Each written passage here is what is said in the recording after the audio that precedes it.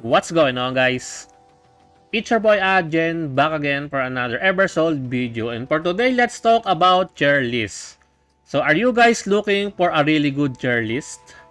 Don't worry because Prydwen got you covered. Because earlier, Prydwen already released their Eversoul tier list. So let's go ahead and check that one out. So we are here at Prydwen's Prydwen.gg website. So, first of all, tier lists are pretty much subjective. It varies from person to person. You may agree or disagree with this tier list and it's fine. So, just take it with a big grain of salt. And also, this tier list is made by not only one people, but there are a lot of people contributing to this tier list. So, and also, those people or those players are really pro in their craft. So yeah, this one I can vouch for this tier list because yeah, they are really good at what they do and they know what they are doing. So before you head into the sharing characters here, make sure to read the disclaimer first. So about the tier list, this tier list is meant for early game only. Take note, guys, this tier list is meant for early game. So for story chapters 1 to 9, so campaign up to chapter 1 to chapter 9, after 8-35, because that is the probably one of the biggest hurdle that everyone will face during the early phase of the game. That one is really hard, 8-35. We feel that the 9-40 stage is the moment that you really need have a proper team build to pass, and when you do, it marks the start of the mid game. Also, the tier list takes into account various synergies already, not just the character power, and those synergies are listed in the ratings explain tab. So everything are considered in the characters ratings, team building, team synergy with other characters, yada yada. So you cannot tell that oh, but this guy is good for this one, like this, like that. So all of those are considered in rating these characters. Just take note again, guys, that these are only meant for if you really want to have a really good starting account, you should probably refer to this tier list because it is not for the late game content or end game content. This is only for story chapters 1 to chapter 9. So characters are listed alphabetical within a tier. So it is not pertaining that Adrian is the best in this tab. They are just arranged alphabetically. So at the top of the tier list, we have the SS tier.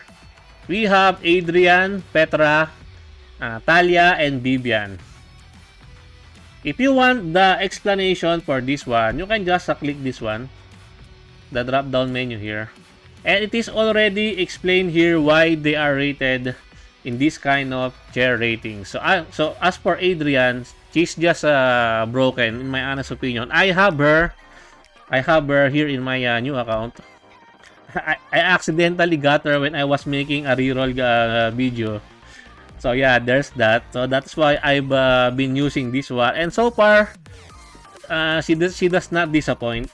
She does not disappoint. She's really that good. But she's not my main carry. She's that a very nice utility character to have because she can heal, tank, and deal some damage. And then we have Petra, a really good tank. Great tank. All of the reasonings are already here. So you just want to go check this one out and have a read for yourself. So I don't have... No, I have Petra in my previous first account. I don't have a Vivian on that one. Only these three. I can vouch for these three. But for Vivian, I have not used Vivian. So, I cannot fully test how good she really is. But for these three, yeah, they deserve these ratings because they are really broken. Talia is good. You can, if you are a low spender, or maybe you have the spare $1, you can just grab Talia in the shop as per your reward for your first purchase bonus. But it will hurt your F2P status if you really want to have that prestige F2P by the way status. If you don't want that one to be broken, Then just wait for your random Talia summons. But she is worth it. She is worth it to get for your first time purchase bonus. Because there will be some packs that is worth $1 after you finish chapter 3. There will be some pop-up shop, pop-up promo where you can buy a $1 pack that consists of 10 summon tickets, which is a pretty good deal in my honest opinion. Next we have here the ratings for the S tier. We have Catherine, Chloe, Dora, Jacqueline, and Naya. I've already tested them all of these characters. I have them all.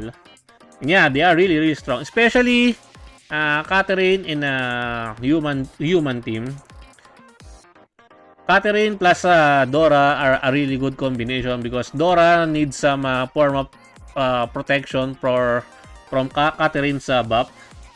That is why they are a really good pair to have in your team. Then add in one more character or for the human like Jade, which is pretty strong. Chloe is free. Everyone should have her. She is a really good tank, in my honest opinion. Jacqueline, one of the best assassin in the game. Probably the best assassin in the game. One of the best backline killer. She's really good. So if you have her, don't what do you call this? Don't neglect her. She's really that strong. And then we have here Naya. Naya is a really good caster that has some form of crowd control because she can sleep the enemy, which is really pog. It gives you some time to recover or deal more damage or nuke the enemies on the stage. Now we move on to the A tier. We have here Ira, Claire, Clara, Jade, Lindsay, Mephistopheles, Mika, Miriam, Rebecca, Siha, and then Suni. All of these are really good. Just because these characters are in the A tier does not mean that they are not good. They're not great. Right now, my main carry is Jade, and Jade is carrying me until chapter 8. I'm still stuck on chapter 8 because my account is really fairly new, and this account is only 2.5 days old. 2.5 days old, and I'm already in the chapter 8-20. I've already used up my friend support, so I cannot get past this elite stage. Maybe tomorrow I will finish chapter 8 and maybe going for chapter 9. So yeah, Jade is my main carry, so do not sleep on Jade. He's really strong. As for Clara is I find Clara a really good healer. As of the healer that I've used, I find her pretty powerful out of all those healers. Because here Catherine is good because of her some invulnerability shield, invincible shield. But Clara's healing over time is really powerful in my honest opinion. That is why I use her most of the time in my team. She's part in my one of my core healers in the team. I don't have Claire. I have not used Claire, and I use only Ira as a friend support carry. He's really strong, but I find it very hard late in the late chapters, chapter 8. She's really not doing that well in terms of DPS output. Lindsay is very squishy. She's also a good substitute if you don't have Jacqueline as your backline assassin. Mephistopheles, you need some investment for her to be good, in my honest opinion. I've used her in my previous main account. She's good, but she's kinda underwhelming for a poster girl of the game. Mika is good pair with Siha. So we have the Miha pair. That is the pretty popular combo, but later chapter 8 they are not they are just barely keeping up at chapter 8 to chapter 9 in my honest opinion. Chair Waifu is really good. everyone should have her because she is free from chapter 5, clearing chapter 5. She makes she is a pretty good character to have some form of anti-healing. So if you are facing a lot of enemies that has so many healers, just bring her and she will cheese that stage. Tuni, a really good tank. And then Miriam is also a really good DPS, but you need some investment for her. I tried to borrow whale Miriam, and I was really surprised that she carries the entire fight. She's strong, but you need some really good investment for her. I borrowed a level 120 plus Miriam, and she works wonders for me during that time. Next, we have the Beecher. Sadly, one of the rarest character in the game is only at the Beecher. She deals some form of DOT damage, but during the early phase of the game, DOT are not really that good. But maybe later down the line in the end game or mid game, where the boss has a lot of HP, probably the damage over time characters, the DOT debuffers, will have some very niche uses during those stages. So right now, during the early phase of the game, she's not really that performing well.